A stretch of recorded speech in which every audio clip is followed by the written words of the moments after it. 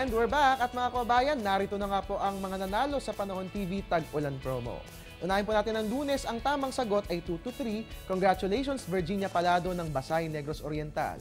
Tuesday, tamang sagot, Hayan. Congratulations Salve Manzano ng Taguig. Wednesday, ang tamang sagot ay Huwebes. Ang nanalo po dyan ay si Kyle Apaitan ng UP Maguindanao.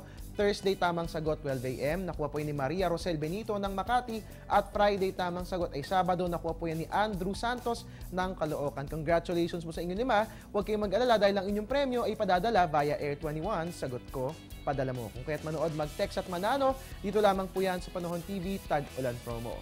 At ilang araw na lang ba bago magpasko? Aba, meron na lamang tayong 45 days bago natin malasap ang sarap ng Pasko. At mga kabayan, sabay-sabay nga po natin bibilangin yan. Dito lang yan sa ating programa.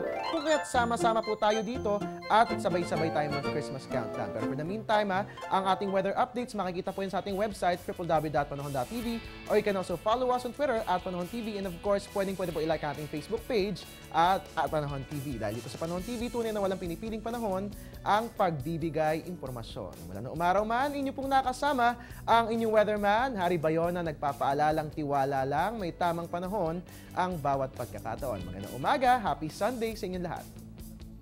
Ang programang ito ay hatid sa inyo ng Air 21. Sagot ko, padala mo.